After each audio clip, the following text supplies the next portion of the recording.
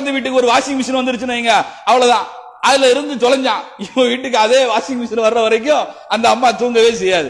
ஒருத்தர் நல்ல வியாபாரம் பண்றான், அவன் நல்ல சம்பாதிக்கிறான், அப்ப நானும் அவனை மாதிரி பல மடங்கு வியாபாரம் பண்ணி நானும் சம்பாதிக்கிறேன் அப்படின்னு நினைக்கிறது போட்டி. ஆனா அவன் வியாபாரத்தை கெடுத்து நானும் வியாபாரம் பண்ணுவேன் அப்படிங்கிறது பொறாமை. இவங்களாம் வந்து ஜமாத்துக்கு தலைவர் ஆயிட்டான், இவங்களாம் ஜமாத்துக்கு செக்ரட்டரி ஆயிட்டான் அப்படின்னு சொல்லி ஒருத்தர் பொறுப்பேற்ற பிறகும் கூட என்ன காரணம்னா பொறாமை. இவனை அந்த பொறுப்புல இருந்து எப்படியாவது வெளியேறக்கிறோம். சில பேர் கேட்டு பாருங்க, எனக்கு அவனை கண்டாலே பிடிக்காது அப்படிமா. அவனை கண்டாலே எதுக்கு பிடிக்காது? அவன் மேல பொறாமை. அப்போ அவன் நல்லா இருக்கிறது பிடிக்கல, அப்படிதானே? ஆனா ஒரு வார்டுல ஒரு முஸ்லீம் வரக்கூடாதுங்கிறதுக்காக வேண்டி 4 முஸ்லீம் நிக்கிறான், ஆனா இன்னொருத்தன் எவனோ ஒருத்தன் வந்து நின்று ஜெயிச்சுட்டு போயிருந்தான். இந்த மாதிரியான சூழ்நிலை இன்றைக்கு எல்லா பக்கமும். அப்படிப்பட்ட போலீஸையும் ராணுவத்தையும் வைத்துக் கொண்டு ஒரு முட்டாள் முதல்வர் சொல்கிறான், நீங்கள் பள்ளிவாசலுக்கு தொழ வராதீர்கள்.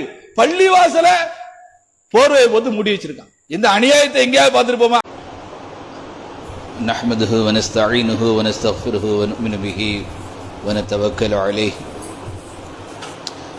வ நஅஊது பில்லாஹி மின் ஷுரூரி அன்ஃபுஸினா வ மின் ஸய்யிஆத்தி அஅமாலினா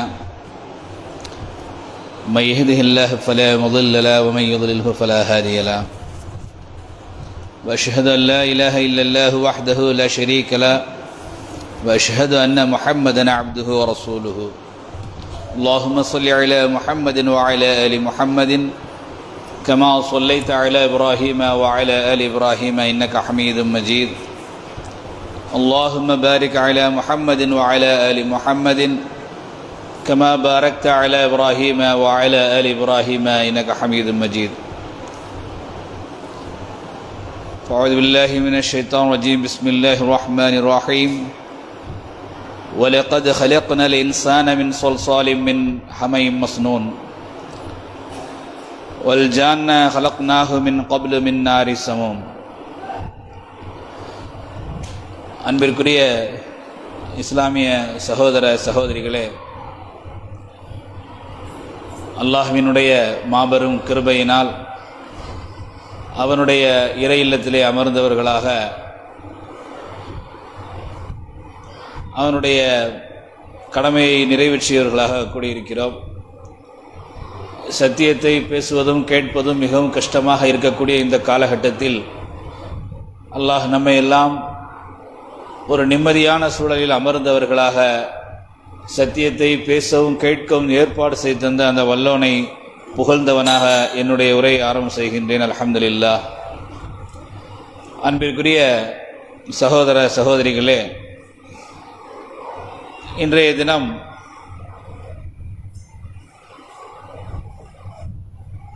படைத்த உடனேயே வானத்தில் நடந்த மிகப்பெரிய பாவம் எதை வைத்து அடிப்படையாக நடந்தது என்றால் பொறாமையை கொண்டுதான் அந்த பாவம் நடந்தது. அதே போன்று பூமிக்கு வந்த பிறகும் பூமியிலே நடந்த மிகப்பெரிய பாவம் எதை கொண்டு ஆரம்பித்தது என்றால் பொறாமையை கொண்டுதான் ஆரம்பித்தது. அப்படிப்பட்ட ஒரு மிக மோசமான ஒரு பாவம் பொறாமை என்பது. அல்லாஹ் ஆதம் அலைஹிஸ்ஸலாம் அவர்களையும் ஹவ்வா அலைஹிஸ்ஸலாம் அவர்களையும் படைத்து அவன் படைத்த பிறகு அதை பற்றி அல்லாஹ் கூறுகிறான், வலக்கது ஹலக்னல் இன்சான மின் சொல்சாலிம் மின் ஹமை மஸ்னூன். ஓசை தரக்கூடிய கருப்பான களிமண்ணினால் நாம் மனிதனை படைத்தோம். ஒல் ஜான்ன ஹலக்னாஹு மின் கப்லு மின் நாரி சமும். அதற்கு முன்னர் ஜின்களை கொடிய சூடுள்ள நெருப்பிலிருந்து நாம் படைத்தோம். ஃபைதா சவ்வைத்துஹு வனஃபக்து ஃபீஹி மிர் ரூஹி ஃபகஉ லஹு சாஜிதீன். அவரை நாம் செவ்வையாக எல்லாம் உருவாக்கிய பிறகு, ஆதமை நாம் எல்லாம் உருவாக்கிய பிறகு அவரில் என் ஆவியில் இருந்து ஊதியதும் அவருக்கு சிரம்பணியுங்கள் என்று நாம் கூறினோம். மனித குல தோன்றலான ஆதம் அலைஹிஸ்ஸலாம் அவர்களை படைத்து அவர்களை களிமண்ணால் படைத்த பிறகு அங்கு இருந்த ஜின் சமூகத்தாரை பார்த்து, மலக்குமார்களை பார்த்து, இவர்களுக்காக சிரம்பணியுங்கள் என்று அல்லாஹ் கூறுகிறான், சஜிதா செய்யுங்கள் என்று அல்லாஹ் கூறுகிறான். ஃபஸஜதல் மலாயிகத்து குல்லுக்கும் அஜ்மஊன். அவ்வாறே மலக்குகள் அனைவரும் சஜிதா செய்தார்கள். அங்கு இருந்த மலக்குகள் அனைவருமே அல்லாஹ்வுடைய கட்டளை உடனடியாக ஏற்றுக்கொண்டு அவர்கள் அந்த ஆதம் அலைஹிஸ்ஸலாம் அவர்கள் முன்னிலையிலே சஜிதா செய்கிறார்கள். இல்லா இப்லீஸை தவிர. இப்லீஸ் மட்டும் சஜிதா செய்ய மறுத்து விட்டான். அபா ஐயக்கூன மஅஸ்ஸாஜிதீன், அவன் சிரம் பணிவதிலிருந்து விலகி கொண்டான். மற்றவரெல்லாம் சிரம் பணியும் பொழுது, சஜிதா செய்யும் பொழுது அவன் அந்த நிலையிலிருந்து விலகி கொண்டான். அப்போ அல்லாஹ் கேட்கிறான், கால யா இப்லீசு மாலக அல்லா தக்கூன மஅஸ்ஸாஜிதீன், இப்லீஸே சஜிதா செய்பவருடன் சேர்ந்து நீயும் சஜிதா செய்யாமல் இருப்பதற்கு என்ன காரணம்? எதனால நீ சஜிதா செய்யாமல் இருக்கிறாய் என்று அல்லாஹ் கேட்கும் பொழுது, قال لم أكن لأسجد لبشر خلقته من صلصال من حمإ مسنون. அதற்கு இப்லீஸ் சொல்றான், ஓசை தரக்கூடிய கருப்பான களிமண்ணால் நீ படைத்திருக்கக்கூடிய அந்த மனிதனுக்கு நான் சிரம் பணிய மாட்டேன். நான் நெருப்பால் படைக்கப்பட்டவன். நான் எவ்வளவு பெரிய ஆள் தெரியுமா? நீ வெறும் மண்ணால படைச்சிட்டு அந்த மனுஷனை போய் என்னைய வணங்க சொல்றிய, என்னைய சஜிதா செய்ய சொல்றிய, அதுக்கு நான் எப்படி கட்டுப்படுவேன் அப்படின்னு சொல்லி பெருமை பேச ஆரம்பிச்சிட்டான். அவனுக்கு என்ன இப்படி ஒரு சமூகத்தை அல்லாஹ் உருவாக்குகிறானே என்ற பொறாமை ஏற்பட்டது. அதனால அந்த பொறாமையின் காரணமாக அவன் சிரம் பணிய மறுத்து விட்டான். அப்ப பொறாமை எங்கே ஆரம்பித்தது என்றால் வானத்திலேயே ஆரம்பிச்சிருச்சு. அப்ப அப்படிப்பட்ட பொறாமை, அந்த பொறாமையினால் ஏற்பட்ட பாவம் தான் மிக முதல்ல உருவான பாவம். இரண்டாவது, மனித இனம் படைக்கப்பட்டு பூமிக்கு வந்த பிறகு ஆதம் அலைஹிஸ்ஸலாத்து வஸ்ஸலாம் அவர்களுடைய இரண்டு பிள்ளைகளா இருக்கக்கூடிய ஹாபில் காபில் என்ற இருவரும் சண்டையிட்டுக் கொள்கிறார்கள். அவர்களிடத்தில் அல்லாஹ் இருவரையும் குர்பானி செய்ய சொல்கிறான். ஒருவருடைய குர்பானி ஏற்றுக்கொள்ளப்பட்டது. அதை பார்த்த உடனே இன்னொருத்தருக்கு கோபம் வருகிறது, பொறாமை வருகிறது. இவனுடைய குர்பானி ஏற்றுக்கொள்ளப்பட்டு விட்டது, இவனை நாம் வைத்து பார்க்க கூடாது என்று கொலை செய்து விடுகிறார்கள். அதுதான் முதல் கொலை. இஸ்லாத்துல மனித இனத்திலேயே படைக்கப்பட்ட முதல் கொலை எதனால உருவாகிறது என்றால் பொறாமையினாலதான் உருவாது.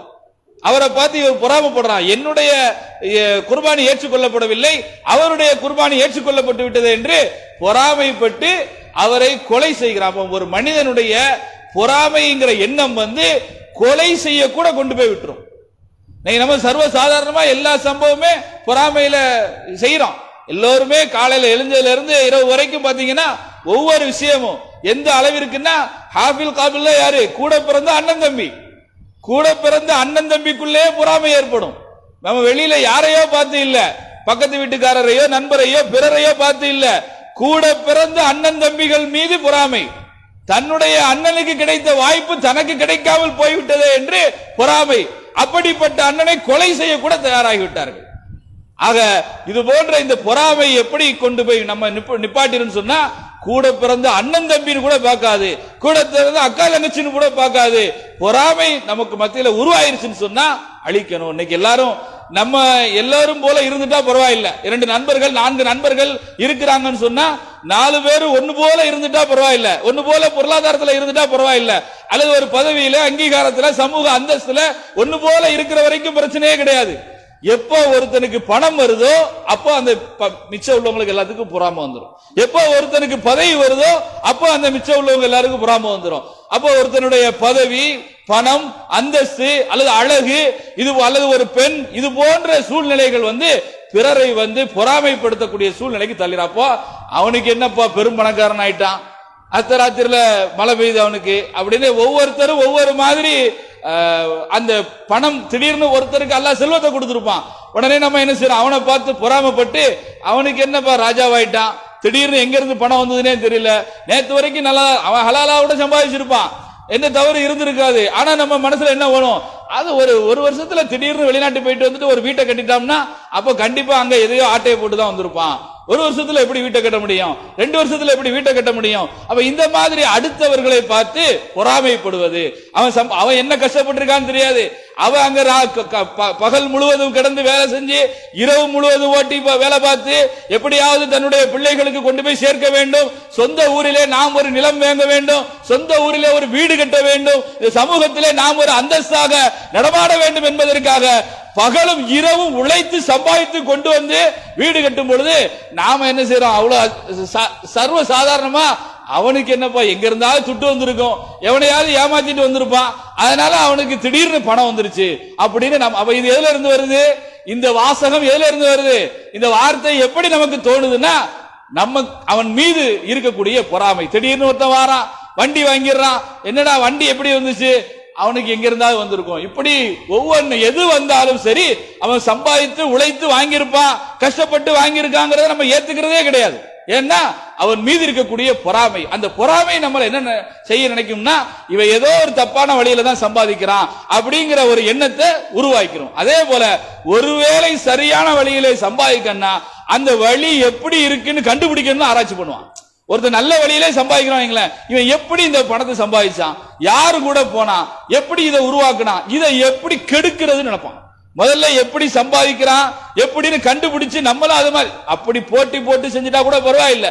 அவன் உழைச்சு ராத்திரி பூரா வேலை பார்க்கறான், பகல் பூரா வேலை பார்க்கறான், நம்மளும் அது மாதிரி ராத்திரி பகலுமா வேலை பார்ப்போம், நம்மளும் ராத்திரி பகலுமா கஷ்டப்படுவோம், நம்மளும் ராத்திரி பகலுமா வியாபாரம் பார்ப்போம், நம்மளும் அப்படி கஷ்டப்பட்டு சம்பாதிப்போம் நினைச்சிட்டா பரவாயில்லை.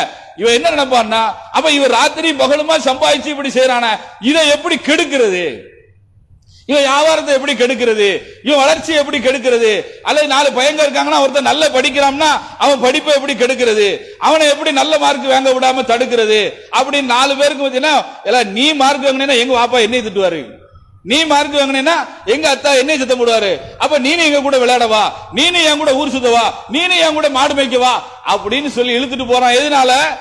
அந்த பொறாமைங்கிற எண்ணத்தினாலதான் இன்றைக்கு அது மற்றவர்களை கெடுக்கக்கூடிய அளவிற்கு அந்த பொறாமை தள்ளிடும். நம்ம போட்டிங்கிறது இருக்கலாம் எதுலனாலும். ஏன்னா ஒருத்தர் நல்லா படிக்கிறானா நான் அவனை விட நல்லா படிக்கிறேன் அப்படிங்கிறது போட்டி. நான் அவனை விட நல்லா படிக்கிறதுக்கு அவன் பகல் முழுவதும் படிச்சேன், நான் ராத்திரி முழுவதும் நல்லா படிச்சு நான் நல்ல மார்க் எடுப்பேன்னு நினைக்கிறது போட்டி. அந்த போட்டி ஆரோக்கியமான போட்டி எல்லாரும் இருக்கலாம். ஒருத்தர் நல்ல வியாபாரம் பண்றான், அவன் நல்ல சம்பாதிக்கிறான், அப்ப நானும் அவனை மாதிரி பல மடங்கு வியாபாரம் பண்ணி நானும் சம்பாதிக்கிறேன் அப்படின்னு நினைக்கிறது போட்டி. ஆனா அவன் வியாபாரத்தை கெடுத்து நானும் வியாபாரம் பண்ணுவேன் அப்படிங்கிறது பொறாமை. அதை செய்யக்கூடாது எந்த சூழ்நிலை. அந்த ஈகோனாலதான் அது மாதிரியான போட்டி பொறாமைகள் போட்டி இருக்கலாம். பொறாமைகள்னால இன்னைக்கு அண்ணன் தம்பிக்குள்ள சந்தோஷம் இல்லை. எங்க அண்ணனுக்கு அப்படி கிடைச்சிருச்சு, என் தம்பிக்கு இப்படி கிடைச்சிருச்சு, எங்க அண்ணனுக்கு எங்க அம்மா அதை கொடுத்துருச்சு, என் தம்பிக்கு எங்க அம்மா இதை கொடுத்துருச்சு, எங்க அக்காவுக்கு எங்க அம்மா அள்ளி அள்ளி கொடுத்துருச்சு, எங்க அப்பா அள்ளி அள்ளி கொடுத்துட்டாரு, எங்க அம்மா எனக்கு ஒண்ணும் தரல அப்படின்னு சொல்லி இன்னைக்கு அண்ணன் தம்பிக்குள்ள போட்டி பொறாம, அக்கா தங்கச்சிக்குள்ள போட்டி பொறாம, வீட்டுக்குள்ளேயே அந்த போட்டி பொறாமைகள்னால பல பகைகளை இன்னைக்கு ஒருத்தருக்கு ஒருத்தர் சம்பாதித்துக் கொண்டு ஒருத்தருக்கு ஒருத்தர் பேசாமல் இருப்பதற்கு நிறைய நபர்கள் சண்டையிட்டுக் கொள்வதற்கு அடிப்படையான காரணமே பொறாமை தான். நீங்க ஒருத்தர் மேல நமக்கு வெறுப்பு வருதுன்னா இந்த வெறுப்பு எதுக்காக வந்ததுன்னு ஒரு அரை மணி நேரம் யோசனை பண்ணி பாருங்க. ஒருத்தர் மேல வெறுப்பு வருது, இது எதுக்காக இவரை நம்ம வெறுக்கிறோம்? ஒருத்தர் ஒரு கண்டாலே பிடிக்காது. சில பேர் கேட்டு பாருங்க, எனக்கு அவனை கண்டாலே பிடிக்காது அப்படிமா. அவனை கண்டாலே எதுக்கு பிடிக்காது? அவன் மேல போறாம. அப்போ அவன் நல்லா இருக்கிறது பிடிக்கல, அப்படிதானே? அவன் ட்ரெஸ் அணிஞ்சிருக்கிறதே பிடிக்கல, நல்லா அழகா வரான். ஒருத்தர் நல்லா அழகா ட்ரெஸ் போடுறான், எப்பவுமே ஆள் நல்லா பாக்குறதுக்கு ஸ்மார்ட்டா இருக்கானா பிடிக்கல. ஏன்? அவன் நல்லா அப்ப நீனும் அத மாதிரி ட்ரெஸ் போடு, நீனும் 4 பேர் முன்னாடி அழகா இருக்கணும்னு காட்டிக்க. அப்ப நீனும் அந்த மாதிரி நடக்கிறதுக்கு நம்ம முயற்சி பண்ணணுமே தவிர எனக்கு அவனை கண்டாலே பிடிக்காது அப்படிங்கிறது அந்த எண்ணம் எதனால ஏற்படுதுன்னா ஈகோ, பொறாமை. அந்த பொறாமை உங்களை எங்க கொண்டு போய் அது ஆரம்பத்துல நம்ம விட்டுறணும். சரி, இது அல்லாஹ் ஒவ்வொருத்தருக்கும் ஒவ்வொரு திறமை கொடுத்திருப்பான். அல்லாஹ் எல்லாருக்கும் எல்லா ஆற்றலும் இருக்காது. ஒருத்தர் நல்ல பேச்சாற்றலா இருப்பாரு, ஒருத்தர் நல்ல எழுதக்கூடியவரா இருப்பாரு, ஒருத்தர் நல்ல மதிப்பெண் வாங்கக்கூடியவரா இருப்பாரு, ஒருத்தருக்கு அல்லாஹ் செல்வத்தை கொடுத்திருப்பான். எல்லாத்துக்கும் எல்லாம் கொடுத்திருக்க மாட்டான். ஒருத்தருக்கு நிறைய செல்வத்தை கொடுத்திருப்பான், பிள்ளை குட்டி இருக்காது. ஒருத்தருக்கு ஆம்பளை பிள்ளையா இருக்கும், பொட்டை பிள்ளை இருக்காது, அவன் கஷ்டப்பட்டுக்கிட்டு இருப்பான். ஒரு பொண்ணு நல்லா இருந்தா நல்லா இருக்குமேன்னு சொல்லி ஒருத்தனுக்கு 2-3 பொட்டை பிள்ளை இருக்கும், ஆம்பளை பிள்ளை இருந்தா நமக்கு நல்லா இருக்கும்னு அவன் கஷ்டப்பட்டுக்கிட்டு இருப்பான். இப்படி ஒவ்வொருத்தர் மனசுக்குள்ளேயும் ஒவ்வொரு வேதனை இருக்கும். ஒவ்வொருத்தரும் ஒவ்வொன்றை நினைச்சு கவலைப்பட்டுக்கிட்டு கஷ்டப்பட்டுக்கிட்டு தான் இருக்கிறாங்க. எல்லாரும் எல்லாம் சந்தோஷமா இல்ல. ஆனா நம்ம என்ன நினைக்கிறோம்னா நம்ம மட்டும்தான் கஷ்டப்படுதோம், நமக்கு மட்டும்தான் அல்லாஹ் எல்லா கஷ்டத்தையும் கொடுத்திருக்கான், நம்ம பக்கத்து வீட்டுக்காரன் நல்ல ஜாலியா இருக்கான், நம்ம அண்ணன் ரொம்ப சந்தோஷமா இருக்கான், ஏத்த வீட்டுக்காரன் சந்தோஷமா இருக்கான் அப்படின்னு நம்மளை சுத்தி உள்ளவங்களை பார்த்து பொறாமப்படுறோம், வைத்தறிச்சப்படுறோம். அதனால நம்ம நிம்மதிதான் போயிடும். அடுத்தவனை பார்த்து அவன் நல்ல சம்பாதிக்கிறான் அப்படின்னு நம்ம தோணுச்சுன்னா நமக்கு நிம்மதியே போயிடும். அது நமக்கு எந்த அளவுக்கு கொண்டு போய் விட்டுரும் அப்படின்னு சொன்னா கொலை செய்யக்கூட தயார். அதனாலதான் அது முதல் கொலையே அப்படியே நடந்தது, பொறாமையில தான் நடந்தது. அதனால இப்படிப்பட்ட ஒருத்தர் மேல நமக்கு ஏதாவது குரோதம் வருகிறது என்றால் இந்த குரோதம் எதனால் வருகிறது? ஒருத்தர் இருக்கக்கூடிய திறமை கூட நமக்கு வந்து அவன் நல்ல பேசுறான், நல்ல எல்லாரும் முன்னாடியும் ஈஸியா பேசி மக்களை எல்லாம் கவர் பண்ணிடுறான் அப்படின்னா உடனே அவனை பார்த்து மற்றவர்களுக்கு ஒரு பொறாமை வருது. அதே மாதிரி ஒருத்தர் நல்ல எழுதுறாரு அப்படின்னா அவரை பார்த்து மற்றவர்களுக்கு பொறாமை வருது. இப்படி ஒருத்தர் அழகா இருக்கிறாருன்னா அவரை பார்த்து மற்றவர்களுக்கு பொறாமை வருது. ஒருத்தருக்கு சமூகத்துல ஒரு அந்தஸ்து கிடைக்கும் அப்படின்னா, ஒரு பதவி கிடைக்குன்னா அவரை பார்த்து மற்றவர்களுக்கு பொறாமை வருது. ஒருத்தர் வீட்டு வாங்குறான், கார் வாங்குறான், பைக் வாங்குறான்னா மக்களுக்கு அடுத்தவனை பார்த்து நமக்கு பொறாமை வருது. அப்ப இந்த மாதிரி எப்படிப்பட்ட சூழ்நிலைகள் மற்றவர்களுக்கு வந்தாலும் நம்ம கூட வந்தாலும் சந்தோஷம். நம்ம நண்பனுக்கு ஒரு வண்டி வருதுன்னா நம்மளையும் கூட்டு போவோம் தானே, அப்ப நம்ம சந்தோஷப்படணும். நம்ம கூட இருக்கிறவனுக்கு ஒரு வீடு வாங்கலாம், சந்தோஷப்படணும், துவா செய்யணும். சரி அல்ஹம்துலில்லாஹ், அல்லாஹ் எனக்கும் ஒரு வீட்டை உருவாக்கணும், ஒரு வீட்டை தரணும், அல்லாஹ் உனக்கு அருள் செஞ்சுட்டான் அப்படின்னு நம்ம ஒருத்தரை பார்த்து சந்தோஷப்பட்டு அவனுக்கு நம்ம துவா செஞ்சு நமக்கும் துவா செஞ்சோம்னா அந்த நல்ல எண்ணமே அல்லாஹ் நமக்கு அதை திரும்ப தருவான். நம்ம அடுத்தவன இவன் வீடு கட்டிட்டான, நம்மளை விட சின்ன பையா, நம்ம படிக்கும் போது இவன் விளையாண்டுகிட்டு இருந்தான், இந்த பையா இப்ப வீடு கட்டிட்டான அப்படின்னு நம்ம வைத்தறிச்சப்பட்டோம் அப்படின்னா நம்ம ஒரு காலமும் வீடு கட்ட முடியாது, நம்ம சொத்து சோகம் வாங்க முடியாது. அப்போ அது மாதிரி பிறரை பார்த்து ஏங்கி அந்த வைத்தறிச்சல் படுவது மிகவும் தவறு, பொறாமைப்படுவது மிகவும் தவறு. அதே மாதிரி தேவையற்ற செலவுகளை உருவாக்குது. இந்த பொறாமை எப்படிப்பட்ட சூழ்நிலையை உருவாக்குது அப்படின்னா தேவையற்ற செலவுகள். இன்னைக்கு ஒருத்தர் செல்போன் கையில வச்சிருக்காருன்னா அதை பார்த்த உடனே அவனை விட கூடுதலான விலைக்கு செல்போன் வாங்கணும்னு நினைக்கிறான். ஒருத்தர் 10,000 ரூபாய்க்கு செல்போன் வச்சிருந்தா அதை விட கூடுதலான மாடல், புது மாடல் என்ன வருது, அப்ப நான் என்கிட்ட பாரு 20,000 ரூபாய்க்கு செல் இருக்கு. ஒருத்தர் 20,000 ரூபாய்க்கு வச்சிருந்தா அவன் கடனை உடனே வாங்கி இஎம்ஐக்கு எதைக்காவது ஒண்ணு வாங்கி, வட்டிக்கு எதுக்காவது ஒண்ணு வாங்கி 30,000 ரூபாய்க்கு செல்லு. அவன்கிட்ட ஒரு 2 வீலர் வாங்குறான், அந்த 2 வீலரை பார்த்தோன்னே என்கிட்ட பாரு உன்கிட்ட 100 சிசி இருக்கா, என்கிட்ட 150 சிசி வண்டி எங்க வாப்பா வாங்கினாரு, எங்க 150 சிசி பக்கத்து வீட்டுக்காரன்ட்ட இருக்கா, என்கிட்ட 200 சிசி அப்படின்னு. இப்ப என்னன்னா இந்த பொறாமை நம்முடைய பொருளாதாரத்தை சீரழிச்சிடும். அவனை பார்த்து நம்ம பொறாமைப்படும் போது என்ன தேவையற்ற செலவு தானே. நமக்கு கையில இருக்கிற செல்போன் போதும், இருக்கிற வீடு போதும், 500 சதுரடியில வீடு இருக்கோம்னா போதும். ஏத்த வீட்டுக்கார 1000 சதுரடியில வீடு கட்டோம்னா உடனே நம்மளும் 2000 சதுரடியில வீடு கட்டணும் அப்படிங்கிற எண்ணம். அது இந்த பெண்களை பாத்தீங்கன்னா தூங்கவே விட மாட்டாங்க. பக்கத்து வீட்டுக்கு ஒரு வாஷிங் மிஷின் வந்துருச்சுன்னு அவ்வளவுதான், அதுல இருந்து தொலைஞ்சான். இவன் வீட்டுக்கு அதே வாஷிங் மிஷின் வர்ற வரைக்கும் அந்த அம்மா தூங்கவே செய்யாது. பக்கத்து வீட்டுக்கு எந்த பொருளும் வந்துடக்கூடாது. பக்கத்து வீட்டுக்கு என்னென்ன பொருள், புதுசா ஒருத்தர் டிவி வைக்கிற கூடாது. ஒரு எல்சி டிவி, பெரிய டிவி, புதுசா டிவிகள் பெருசா வருது. இது வர வர என்ன ஆகுது, அந்த அம்மா பக்கத்துல மேல வீட்டுக்காரரு போன வாரம் தான் வெளிநாட்டுக்கு போனாரு, போன உடனே அனுப்பி வச்சுட்டாரு, 50 இன்ச்சு டிவி அவ வீட்டுல மாட்டியிருக்கா, நம்ம நீங்களும் இத்தனை வருஷம் வெளிநாட்டுல இருக்கீங்களா, என்னத்தை உண்டாக்குனியா அப்படின்னு கேட்கக்கூடிய அளவுக்கு இன்னைக்கு பெண்கள் எதை பார்த்தாலும் பொறாமப்படுறாங்க. பக்கத்து வீட்டுல இருக்கிற மாதிரி இன்னைக்கு வாஷிங் மிஷின் அந்த காலத்துல அம்மியில அரைச்சாங்க, ஈஸியா அரைச்சாங்க. ஒரு 2000, 3000, 4000 இன்னைக்கு வாஷிங் மிஷின், இது மிஷின் வாஷிங், அது என்னது மிக்சி, அது இப்ப இன்னைக்கு எப்படின்னா 10,000 ரூபாய்க்கு மிக்சி, 15,000 ரூபாய்க்கு மிக்சி. இன்னைக்கு இருக்க ரேட்டுக்கு 10,000, 15,000 ரூபாய்க்கு. அதே மாதிரி வாஷிங் மிஷின் வேணா ஒரு செமி வாஷிங் மிஷின் இருந்தா அது இப்போ ஃப்ரண்ட் லோடு, டாப் லோடு. அதுல எங்க வீட்டுல என் வீட்டம்மா சொல்லுது ஒரு ஃப்ரிட்ஜ்ல ஒரு கதவு தான் இருக்கான். இப்போ அவங்க ரிலேஷன் வீட்டுல 2 கதவு வச்சு 2 கதவு வச்சு வாங்கிட்டாங்களாம் ஃப்ரிட்ஜ். அது மாதிரி எதுக்குமா ஃப்ரிட்ஜ் நமக்கு பொருளை பாதுகாக்கிறதுக்கு தானே இருக்கு. நம்ம வீட்டுல இருக்கிற மெம்பருக்கு இந்த பொருள் போதும். இல்ல அது 2 கதவுனா அதுலயும் வேற வச்சுக்கலாம், இதுலயும் வேற வச்சுக்கலாம். அது நல்ல குளிர் தாங்கும், எப்பவும் அந்த இது ஸ்டோரேஜ் நல்லா இருக்கும் அப்படின்னு என்னமெல்லாமோ சொல்றாங்க.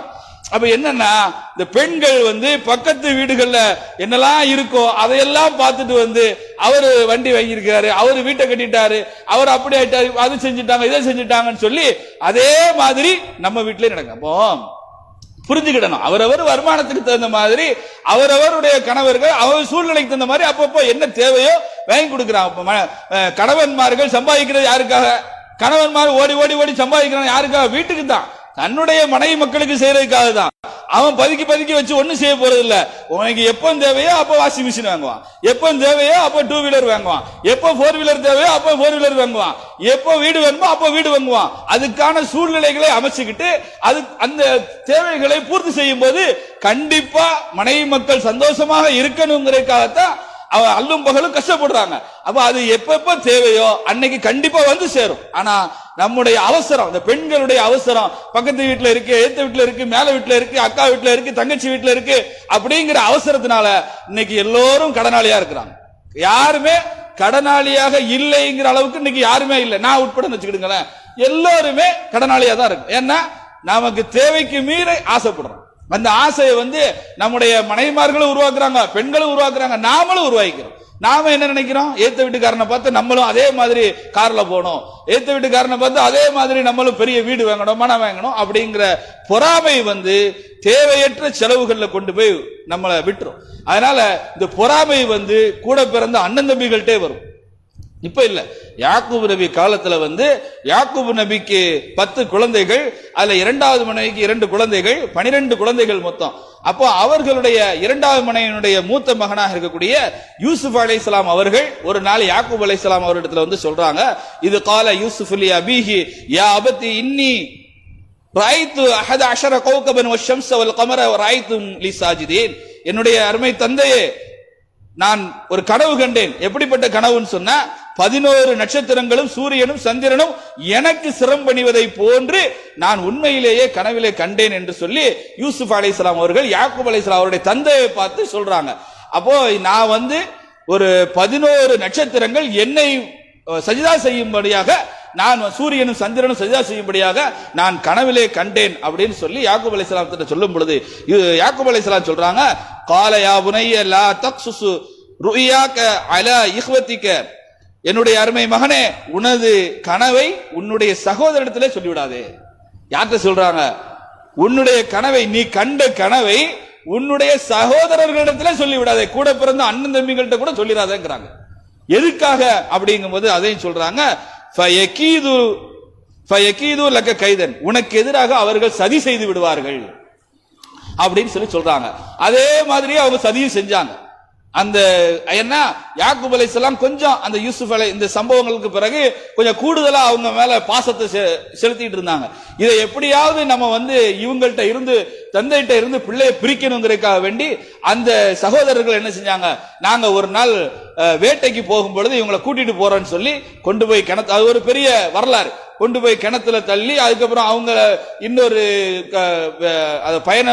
பயணம் செல்லக்கூடிய நபர்கள் கொண்டு போய் அதுக்கப்புறம் அவங்க பெரிய மன்னர் ஆறாங்க. இருந்தாலும் யாக்கூப் அலைஹிஸ்ஸலாம் என்ன சொல்றாங்கன்னா, தன்னுடைய பிள்ளைகளிடத்துல மற்ற அண்ணன் தம்பி மாட்ட கூட சொல்லிடாதாங்கிறாங்க. நீ உனக்கு நல்லது நடக்க போகுதுங்கிறத நடக்கிற வரைக்கும் யார்ட்டையும் சொல்ல வேண்டாம். நம்மளும் அதை என்ன செய்யணும், அந்த பொறாமை பிறருக்கு உருவாவதிலிருந்து தவிர்த்து கொள்ளணும்னா சில விஷயங்களை ரகசியமாவே வச்சுக்கணும். நமக்கு ஒரு நல்ல வேலை கிடைக்க போகுது, அல்லது ஒரு பெரிய பொருளாதாரம் வரப்போகுது, அல்லது ஒரு வீடு வாங்க போறோம், அல்லது ஒரு மாதிரி ஒரு பெரிய விஷயங்களை நம்ம செய்ய போறோம் அப்படின்னா முடிந்த வரைக்கும் ரகசியமாவே வச்சுக்கணும். அது ரகசியமா வச்சு தேவைப்படுறவங்கள்ட்ட மட்டும் சொன்னா போதும். அதாவது யாரு நம்ம மீது அன்பு கொள்வார்களோ, யாரு நம்ம இந்த விஷயத்தை சொன்னா நமக்கு சந்தோஷப்படுவாங்களோ, யார்கிட்ட தாய் தகப்பன் சொல்லலாம், அவங்கள்ட்ட சொல்லித்தான் ஆகணும். அவங்க என்ன செய்வாங்க, என் பிள்ளைக்கு நல்லது நடந்திருக்கு சந்தோஷப்படுவாங்க, துவா செய்வாங்க, இதை விட நிறைய நடக்கட்டும் என் பிள்ளைக்கு அப்படின்னு சொல்லி அவங்க துவா செய்வாங்க. அந்த மாதிரி யாரிடத்துல சொல்லணுமோ அவங்கள்ட்ட போய் நம்ம என்ன செய்யணும், சொல்லலாமே தவிர தேவையற்ற விஷயங்களை யாரு பொறாமை, நம்ம என்ன செய்யறது, இவனை வைத்தறிச்சல உருவாக்கணும்னு முதல்ல அவன்கிட்ட தான் போய் சொல்றது. யார்கிட்ட கோவப்படுவானோ, யாரு எரிச்சப்படுவானோ, யாரு பொறாமப்படுவானோ அவன்கிட்ட தான் முதல்ல போய் நம்ம அந்த விஷயத்த சொல்றோம். நம்ம அப்போ அவன் என்ன செய்வான், வயிறு எரிஞ்சு எதையாவது சொல்லுவான், அவனுடைய கண்ணு விழும், அவனுடைய தேவையற்ற அந்த பத்வா விழும். அப்ப இத மாதிரி இந்த யார்கிட்ட சொல்ல வேண்டியது இல்லையோ அவங்கள்ட்ட ரகசியமா வச்சுக்கிடணும். தேவையான விஷயங்களை மட்டும்தான் நாம சொல்லணும். அதனால தேவையற்ற இந்த பொறாமைகளை அடுத்தவர்களை பார்த்து, அடுத்தவர்களுடைய வளர்ச்சியை பார்த்து, அடுத்தவர்களுக்கு அல்லாஹ் கொடுக்கக்கூடிய ரஹமத்துகளை பார்த்து நாம ஒரு காலம் பொறாமைப்படக்கூடாது. அம் யஹ்சுதூன الناس على ما آتاهم الله من فضله. அல்லாஹ் தன் அருளினால் மற்றவர்களுக்கு வழங்கியதை மீது இவர்கள் பொறாமை கொள்கிறார்களா என்று அல்லாஹ் கேட்கிறான். மற்றவங்களுக்கு அல்லாஹ் கொடுத்திருக்கக்கூடிய நியாமத்து இருக்க, அதை பார்த்து நாம பொறாமைப்படக்கூடாது.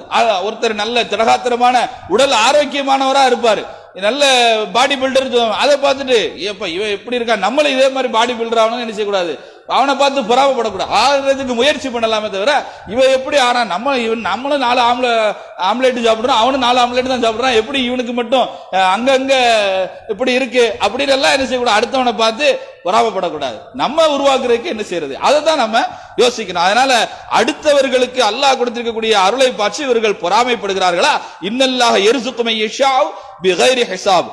அல்லாஹ் தான் நாடியவர்களுக்கு கணக்கின்றி வழங்குகிறான். யாருக்கு அல்லாஹ் கொடுக்கணும்னு நினைக்கிறானோ, யாருக்கு யாரிடத்துல அல்லாஹ் செல்வத்தை வழங்க வேண்டும் என்று நினைக்கிறானோ, யாருக்கு பிள்ளைகள் கொடுக்க வேண்டும் என்று நினைக்கிறானோ அல்லாஹ் அவர்களுக்கு கொடுக்கிறான். யாருக்கு மார்க்க அறிவை கொடுக்கணுங்கிற நினைக்கிறானோ, பாருங்க பெரிய இப்ப நம்ம அல்லாஹ்வுடைய கொண்டு எவ்வளவு பெரிய பாக்கியம் கொடுத்திருக்காங்க. இப்படி ஒரு மார்க்க விஷயங்களை அல்லாஹ்வுடைய விஷயங்களை பேசுவதற்கும் கேட்பதற்கும் உண்டான அறிவை நம்ம கொடுத்திருக்க போய் தான் நம்ம உட்கார்ந்து இருக்கோம். எத்தனையோ பேர் என்ன பேசுறாங்கன்னு கூட கேட்காம இருக்கிறாங்க. அப்ப அது இவ்வளவு பெரிய பாக்கியம் அல்லாஹ். அப்ப இன்னும் சொல்ல போனா பெரிய பெரிய அணு விஞ்ஞானிகள்லாம் இருக்கிறாங்க. அல்லாஹ் நமக்கு எதையும் நம்ம போய் கும்பிட மாட்டோம், தேவையற்ற எந்த விஷயத்தையும் கும்பிட மாட்டோம். நம்ம அல்லாஹ்வை மட்டும் வணங்கணும் அப்படின்னுங்கிறதுல அல்லாஹ் நமக்கு அந்த ஒரு நல்ல அறிவை கொடுத்திருக்கான். பெரிய அணு விஞ்ஞானியா இருப்பான், அந்த அணு விஞ்ஞானி அல்லது ஒரு மிகப்பெரிய ஜட்ஜா இருப்பான், மயிர் விளக்கக்கூடிய வாதங்களை எல்லாம் கேட்டு தீர்ப்பளிக்கக்கூடிய மிகப்பெரிய ஜட்ஜா இருப்பான். அப்படிப்பட்ட ஜட்ஜா இருந்தாலும் கூட, அணு விஞ்ஞானியா இருந்தாலும் கூட, பெரிய டாக்டரா இருந்தாலும் சரி, நம்ம பார்ட்ஸுக்குள்ள உள்ள கிட்னிக்குள்ள என்ன இருக்குதுன்னு கண்டுபிடிக்கக்கூடிய அப்படிப்பட்ட பெரிய பெரிய டாக்டரா இருந்தாலும் சரி, ஒரு சின்ன அறிவு இல்ல, நம்ம எதை வணங்கணுங்கிற அறிவு. வெளியில அங்க இருக்கக்கூடிய ஒரு கல்லை வணங்குறோம். அல்லாஹ் அப்படிப்பட்ட ஒரு இதுல இருந்து அல்லாஹ் நம்மளை காப்பாத்தி இருக்கான். அப்ப எவ்வளவு பெரிய பாக்கியத்தை நமக்கு தந்திருக்கான். அந்த பாக்கியமே பெரிய பாக்கியம். நாம என்ன செய்யக்கூடாது, அடுத்தவர்களை பார்த்து சின்ன சின்ன விஷயங்களுக்கெல்லாம் பொறாமப்படக்கூடாது. எவ்வளவு பெரிய பாக்கியத்தை அல்லாஹ் தந்திருக்கிறான். நமக்கு கஷ்டம், நமக்கு கீழே உள்ளவங்களை பார்க்கணும். நமக்கு ஏதாவது பிரச்சனைகள் வரும் பொழுது, கஷ்டங்கள் வரும் பொழுது, துன்பங்கள் வரும் பொழுது நம்மளை விட கீழே உள்ளவங்க எவ்வளவு கஷ்டப்படுறாங்க. நமக்கு அல்லாஹ் ஒரு நடந்து போறதுக்காகவாது கால் கொடுத்திருக்கிறானே, ஓரளவு வண்டியில போறதுக்காகவாது ஒரு வண்டியை கொடுத்திருக்கிறானே, ஓரளவு ஒரு வெளியூருக்கு போகும்போது ஒரு 4 சக்கர வாகனத்துல போகக்கூடிய அளவிற்கு ஒரு பஸ்ஸுக்கு போறதுக்காவது காசு கொடுத்திருக்கிறானே, ஒரு 4 வீலர்ல போறக்கூடிய அளவுக்காவது நமக்கு எல்லாம் பாக்கியத்தை கொடுத்திருக்கிறானே.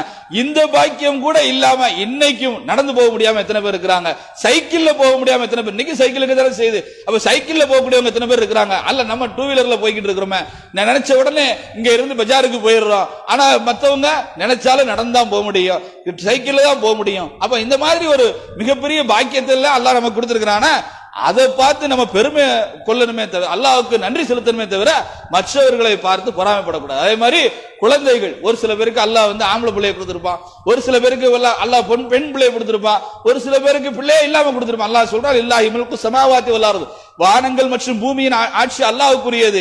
யஹ்லுகு மன் யஷா, தான் நாடியதை படைக்கிறான். யஹ்பு லிமன் யஷா இனாசா, தான் நாடியவர்களுக்கு பெண் குழந்தைகளை கொடுக்கிறான். வ யஹ்பு லிமன் யஷா ذுகுரா, தான் நாடியவர்களுக்கு ஆண் குழந்தைகளை கொடுக்கிறான். அவ் யுஸவிஜுஹும் ذுக்ரான வ இனாசா, தான் நாடியவர்களுக்கு ஆண் குழந்தைகளையும் பெண் குழந்தைகளையும் கொடுக்கிறான். வ யஜ்அலு மன் யஷா அகீமா, தான் நாடியவர்களை மலடாக ஆக்கி விடுகிறான். அப்போ ஆம்பளை பிள்ளையை கொடுக்கிறது, பொட்டை பிள்ளையை கொடுக்கிறது, 4 ஆம்பளை பிள்ளையை கொடுக்கிறது, 4 பெண் பிள்ளையை கொடுக்கிறது, பிள்ளைகளே இல்லாம இருக்கிறது எல்லாமே அல்லாஹ்வுடைய ஏற்பாடு. அடுத்தவனை பார்த்து அவனுக்கு ஆம்பளை பிள்ளை இருக்கு, நமக்கு ஆம்பளை பிள்ளை இல்லையே, அவனுக்கு பொட்டை பிள்ளை இருக்கு, நமக்கு பொட்டை பிள்ளை இல்லையே, அவனுக்கு குழந்தை இருக்கு, நமக்கு குழந்தை இல்லையே, அப்படிங்கிற மாதிரி பொறாமை எந்த சூழ்நிலையும் வரக்கூடாது. இது எல்லாமே அல்லாஹ்வுடைய ஏற்பாடு. அல்லாஹ் யாருக்கு கொடுக்கணும் நாடி இருக்கிறானோ அவனுக்கு கொடுப்பான். அதனால அப்படிப்பட்ட பொறாமைகளில் இருந்து நாம் நம்மை தவிர்த்து கொள்ள வேண்டும். அதே மாதிரி நம்முடைய குடும்பத்திலேயே ஒரு சில பேருக்கு அல்லாஹ் சில செல்வங்களை கொடுப்பான், அதுலயும் நாம என்ன செய்யணும், அவங்களுக்கு பொறாமைப்பட்டு அவர்களுடன் காலம் முழுவதும் பகையில நிறைய பேர் சண்டை சச்சரவோடு இருப்பாங்க. கூட பிறந்த அண்ணன் தம்பிகளே பகையா இருப்பாங்க. எதுக்குன்னு மாம மச்சான் பகையா இருப்பாங்க. எதுக்குன்னு பாத்தீங்கன்னா எல்லாமே இந்த பொறாமையில ஆரம்பிச்சதுதான். ஏதாவது ஒரு பொறாமையினால ஏற்பட்ட சில பகைகள், அதன் மூலமா ஆரம்பிச்ச பகை அது பெரிய பகையா கொண்டு போய் விட்டுரும். அதே மாதிரி இன்னைக்கு ஒருத்தருக்கு பதவி கிடைச்சா இன்னைக்கு மத்தவங்களால தாங்கவே முடியல. எப்படி ஒருத்தருக்கு பணம் கிடைச்சா மத்தவங்களால தாங்க முடியலையோ, அது மாதிரி பதவி கிடைச்சா இன்னைக்கு மத்தவங்க கூட இருக்கிறவனாலும் தாங்க முடியல, ஊருக்காரனாலையும் தாங்க முடியல. இன்னைக்கு பாத்தீங்கன்னா சமுதாயத்துல பள்ளிவாசல்கள் பதவிக்கு வருவதற்கு போடக்கூடிய சண்டையை பார்த்தா கொஞ்சம் நெஞ்ச சண்டை இல்லை. பள்ளிவாசல்களுக்கு அல்லாஹ்வுடைய பள்ளிவாசலை நிர்வகிக்கிறதுக்கு யாருக்கு தகுதி இருக்கோ அது மாதிரியான ஆட்கள் நிர்வகிப்பாங்க. ஆனா தகுதியே இல்லாதவர்கள்லாம் போட்டி போட்டு அவங்களுக்கு எலெக்ஷன் வச்சு இன்னைக்கு பள்ளிவாசலுக்கு நிர்வாகம் தேர்ந்தெடுக்கக்கூடிய அளவிற்கு எல்லா பக்கமுமே போட்டி. தொழக்கூட மாட்டான், தாடி வைக்க மாட்டான், அவன் 5 வேளை தொழ மாட்டான், பள்ளிவாசல் பக்கம் அது வரைக்கும் வர மாட்டான். ஆனா எலெக்ஷன் வரும்பொழுது அவன் பேர் லிஸ்ட்ல இருக்கும். அப்போ அந்த மாதிரி எலெக்ஷனுக்கு போட்டி போட்டு இன்னைக்கு நிர்வாக சண்டைகள்லாம் நடக்கு. பள்ளிவாசலுக்கு தேர்ந்தெடுக்கிறதுக்காக வேண்டி சண்டைகள்லாம் நடக்கு. சரி, ஒருவேளை ஒருத்தர் பதவி ஏத்து சண்டை போட்டு ஜெயிச்சுட்டாரு, ஒரு 3 வருஷம் அவர் இருக்காருன்னா இருக்க விட மாட்டான். அவர் அதை செய்தான் இதை செய்தான் மொட்டை பெட்டிஷன் போடுறது, அவனுக்கு எதிராக போய் ஒவ்வொருத்தண்டையா சொல்றது, அவனை பத்தி அப்படி அவனை பத்தி அவதூறு சொல்றது, அவன் செஞ்சாலும் செய்யாட்டாலும் செய்யாத விஷயங்களை எல்லாம் சொல்லி அவனை அசிங்கப்படுத்துறது, இந்த மாதிரி பதவி சண்டைகள் இன்னைக்கு நிறைய இருக்கு. இதெல்லாம் எதுக்கு காரணம் என்ன? ஈகோ, பொறாமை. சரி, ஒருவேளை போட்டி போட்டு ஒருத்தர் ஜெயிச்சு வந்துட்டானுங்களா, ஒரு 3 வருஷம் இருக்க போறானா, இந்த 3 வருஷம் அவனை நிம்மதியா செய்ய விடுறது கிடையாது. அவனை பத்தி என்ன குறைய பூரா ஊர் பூரா பரப்ப வேண்டிய. அவன் வீட்டுல ஏதாவது ஒரு சின்ன தப்பு நடந்திருக்கும், எங்கேயா எல்லா வீட்லயும் பிரச்சனைகள் இருக்குதான் செய்யும். எல்லாரும் எல்லா வீட்லயும் எந்த பிரச்சனையும் இல்லாம எல்லாரும் வீடு இருக்காது. ஏதாவது ஒரு வீட்டுல அவன் பையனை பத்தி அப்படி செஞ்சான், அவன் பிள்ளைய பத்தி அப்படி செஞ்சான், இவங்கெல்லாம் ஜமாத்துக்கு தலைவர் ஆயிட்டான், இவங்கெல்லாம் ஜமாத்துக்கு செக்ரட்டரி ஆயிட்டான் அப்படின்னு சொல்லி ஒருத்தர் பொறுப்பேற்ற பிறகும் கூட என்ன காரணம்னா பொறாமை. இவனை அந்த பொறுப்புல இருந்து எப்படியாவது வெளியிறக்கிறணும், இந்த பொறுப்புல இவனை இருக்க வைக்க கூடாது அப்படின்னு சொல்லி இன்றைக்கு எந்த பொறுப்பிலும், அதுவும் குறிப்பாக இஸ்லாமியர்கள் மத்தியில் இப்ப சமூகத்துல வெளியில நடக்கக்கூடிய சம்பவங்கள் எல்லாம் பார்க்கும்பொழுது கண்ணீர் வருது. நேத்தெல்லாம் ஹோலி பண்டிகைங்கிற பேர்ல வடநாடுகள்ல இஸ்லாமியர்களை அழித்து ஒழிக்கக்கூடிய ஜும்மா தொழுகைக்கு செல்லக்கூடாது என்று கொடூரமான முறை. எந்த நாடு இந்த நாட்டில் இந்தியாவில் வாழ முடியுமா, வாழ முடியாதானே சந்தேகமா இருக்கு. இந்தியாவில் அதுவும் குறிப்பா வடநாடுகள்ல இஸ்லாமியர்கள் இனி எப்படி வாழ போகிறார்கள் என்று ஜும்மா தொழ போக முடியாதான். பள்ளிவாசல்ல போய் ஏன் நம்ம பள்ளிவாசல் நம்ம சுதந்திரமாக மனிதர்கள் சுதந்திரமாக வெளியில நடந்து போய் பள்ளிவாசல்ல தொழக்கூடாது. ஒரு முட்டாள்தனமான ஒரு அரசாங்கம் பள்ளிவாசல்ல இருந்து தொழுகைக்கு போகாதீர்கள் என்று கட்டளை, வீட்டில இருந்துக்கோ அப்படிங்கிறான். வெள்ளிக்கிழமை ஜும்மாவுக்கு தொலைப்போக்கு. என்னடா அரசாங்கம், என்னடா நிர்வாகம் நடத்துற? பள்ளிவாசலுக்கு போறவட ஒருத்தர் தடுக்கிறான்னு சொன்னா அவனை நீ எதுக்கு நீ போலீஸ் வச்சிருக்கிற, எதுக்கு நீ ராணுவத்தை வச்சிருக்கிற, எதுக்கு உன் கையில நிர்வாகம் இருக்கு? யார் அத்துமீறி இருக்கிறானோ, யார் அநியாயம் செய்கிறானோ, யார் அக்கிரமம் செய்கிறானோ அவனை தடுத்து நிறுத்துறதுக்காகத்தான் போலீஸ், அதுக்கு தான் ராணுவம் இருக்கு. ஆனா அப்படிப்பட்ட போலீஸையும் ராணுவத்தையும் வைத்துக் கொண்டு ஒரு முட்டாள் முதல்வர் சொல்கிறான், நீங்கள் பள்ளிவாசலுக்கு தொழ வராதீர்கள். பள்ளிவாசல போர்வை போட்டு மூடி வச்சிருக்கான். இந்த அநியாயத்தை எங்கேயாவது பார்த்திருப்போமா? எந்த நாட்டிலேயாவது கேட்டிருப்போமா? பள்ளிவாசல்கள்ல போர்வையை போட்டு தார்பாய போட்டு மூடி இங்க தொழ வராதீங்கன்னு சொல்லி அந்த மக்கள் எல்லாம் பள்ளிவாசலுக்கு போய் தொழுவுரைக்கு அஞ்சு நடுங்கி நேத்தெல்லாம் போனாங்க. அங்க அந்த சம்பவங்களை எல்லாம் பேஸ்புக்ல பாத்துக்கிட்டே இருக்கும். ஏதாவது எங்கேயும் அசம்பாவிதம் நடந்துருமோ, எங்கேயும் கலவரம் ஏற்பட்டு விடுமோ, எங்கேயும் முஸ்லிம்கள் பொறுமை இழந்து விடுவார்களோ அப்படின்னு சொல்லி கூட நாம என்ன செய்ய கவலைப்படுவோம். அப்படி நேற்று அல்லாஹ்வுடைய கிருபையினால ஓரளவு சுமூகமா அதை முடிச்சாங்க. என்ன, ஓரளவு நியாயமான இந்து சகோதரர்கள் இருந்தாங்க. அந்த சகோதரர் நேற்றெல்லாம் நாம அந்த சம்பவங்கள் எல்லாம் பார்த்தோம். அவங்க பள்ளிவாசல்ல தொழுதுட்டு வரும்பொழுது மலர் தூவி, அவங்க ஹோலி பண்டிகை கொண்டாடும் போது கூட மலர் தூவி வரவேற்றுக்கிறாங்க. அந்த இந்து சகோதரர்கள் எல்லாம் பார்க்கிறோம். ஒரு சகோதரர் ஒரு பள்ளிவாசலுக்கு போகக்கூடிய இன்னொரு சகோதரர்கிட்ட மன்னிப்பு கேட்கிறாரு. அரசாங்கம் என்ன சட்டம் வேணாலும் போடணும், நாங்க உங்களை துன்புறுத்த மாட்டோம், நீங்க சந்தோஷமா போயிட்டு வாங்கன்னு சொல்லி. அப்ப இப்படி எல்லாம் நல்ல மனிதர்களும் இந்த உலகத்துல இருக்கிறாங்க. ஆனா ஒரு அரசாங்கத்துக்கு தெரியல யாருக்கு பாதுகாப்பு கொடுக்கணும். இப்போ நாம ஹஜ் பெருநாள் தொழுகிறோம், ஹஜ் பெருநாள் அன்னைக்கு கையில கத்தியோடு நடமாடுறோம், அன்னைக்கு கண்டவனெல்லாம் குற்றுவோம்னு சொன்னா அவங்க மத்த சமூகத்துக்காரங்க வெளியே வராதீங்கன்னு சொல்ல முடியுமா? கையில கத்தி வச்சிருப்பான் எல்லாரும் குட்டியா இருக்கிறதுக்கு. பாய்மாறு பூரா ஹஜ் பெருநாள் அன்னைக்கு கத்தியோடி சுத்துவான், எவரு வெளியில வந்துடாதீங்கன்னு சொன்னா யாராவது ஏத்துக்கிட முடியுமா? அந்த முட்டாள்தனமான சட்டத்தை நேத்து நம்ம என்ன செஞ்சோம் பார்த்தோம். இந்த நாட்டில் நடக்கு, வடநாடுகள்ல நடக்கு. எப்போ தென்னாட்டுக்கு வந்துருமோ, எப்போ இந்தியா முழுவதும் இது போன்ற அநியாயக்காரர்களும் அக்கிரமக்காரர்களும் ஆட்சியாளர்களாக இருந்து நம்மை கொடுமைப்படுத்தி சிறுமைப்படுத்தி விடுவார்களோ என்று பயப்படக்கூடிய அளவிற்கு இந்தியாவிலே எப்படி நம்முடைய பிள்ளைகள் எல்லாம் வாழ போகிறார்கள், சந்தோஷமாக இருக்க போகிறார்கள் எல்லாம் கவலைப்படக்கூடிய அளவிற்கு இன்றைக்கு சூழ்நிலை மாறிக்கிட்டு வருத. அப்படிப்பட்ட சூழ்நிலையில இஸ்லாமியர்கள் எப்படி இருக்கணும், இதுக்குதான் சொல்ல வர. அப்படிப்பட்ட சூழ்நிலையில இஸ்லாமியர்கள் எப்படி ஒற்றுமையாக இருக்கணும், இஸ்லாமியர்கள் எப்படி விட்டு கொடுத்து அண்ணன் தம்பிகளாக வாழணும். இஸ்லாமியர்கள் என்ன, தெரு சண்டை, தெரு பதவிக்கு சண்டை, பள்ளிவாசல் பதவிக்கு சண்டை, வார்டு உறுப்பினர் பதவிக்கு சண்டை, ஒருத்தன் வெட்டி கொல்லாத அளவுக்கு இன்னைக்கு சண்டை நடந்தது. பள்ளிவாசல் பதவிக்கு வார்டு உறுப்பினர் ஒரு சக முஸ்லீம் வருவதற்கு முஸ்லிம்கள் எல்லாம் நிக்கிறான். வேற எவனும் வந்துட்டு போனாலும் பரவாயில்ல, இவன் வரக்கூடாதுன்னு நினைக்கிறான். ஒரு முஸ்லீம் வரக்கூடாதுன்னு 4 முஸ்லீம் நிக்கிறான் ஒரு வார்டுல. இவனால நிக்கிறதே ஒரு வார்டுல ஒரு ஊர்ல 2 வார்டு தான் 4 வார்டு தான் ஜெயிக்க முடியும். ஆனா ஒரு வார்டுல ஒரு முஸ்லீம் வரக்கூடாதுங்கிறதுக்காக வேண்டி 4 முஸ்லீம் நிக்கிறான். ஆனா இன்னொருத்தன் எவனோ ஒருத்தன் வந்து நின்று ஜெயிச்சுட்டு போயிருந்தான். இந்த மாதிரியான சூழ்நிலை இன்றைக்கு எல்லா பக்கமும் நடந்துட்டு இருக்கு. அப்போ முஸ்லிம்களுக்கு மத்தியிலே கொஞ்சம் விட்டு கொடுத்து பொறாமைகளை ஈகோக்களை எல்லாம் புறக்கணித்து அப்படிப்பட்ட ஒரு நல்ல சகோதரத்துவ எண்ணத்தோடு எல்லோரும் சந்தோஷமாக இருக்கணும். அடுத்தவர்களுக்கு இடையூறு செய்யக்கூடாது. அவர்களுக்கு அல்லாஹ் கொடுத்திருக்கக்கூடிய ரஹமத்துகளையும் பரக்கத்துகளையும் அவர்கள் அனுபவிக்கட்டும். நமக்கும் அல்லாஹ் அது போல ரஹமத்தையும் பரக்கத்தையும் தரணும்னு சொல்லி நம்ம துஆ செய்யணுமே தவிர அடுத்தவர்களை பார்த்து பொறாமைப்பட்டு எப்படி விறகிலிருந்து அந்த தீ எரியும் பொழுது அது சாம்பலாகி விடுகிறதோ, அந்த காணாமல் போய்விடுதோ, அது மாதிரி நம்முடைய நன்மைகள் எல்லாம் காணாமல் போய்விடும் என்று நபி ஸல்லல்லாஹு அலைஹி வஸல்லம் சொன்னாங்க. ஆக நீங்கள் பொறாமைப்படும் பொழுது நாம ஏற்கனவே கொஞ்சம் நெஞ்ச நன்மை செஞ்சு வச்சிருவோம்ல, அந்த நன்மைகள் எல்லாம் அழிந்து நாசம். அடுத்தவனை பார்த்து பொறாமைப்படும். அதனால எந்த சூழ்நிலையிலும் மற்றவர்களை பார்த்து பொறாமைப்படாமல் நமக்கு அல்லாஹ் தந்திருக்கக்கூடிய நியாமத்துகளுக்கு நன்றி செலுத்தக்கூடிய நன்மக்களாக அல்லாஹ் உங்களையும் என்னையும் ஆக்கியுள்ள வேண்டும் என்று துஆ செய்தவனமாக முடிக்கிறேன். வாஹிர் தஅவானா அனில் ஹம்துலில்லாஹி ரப்பில் ஆலமீன்.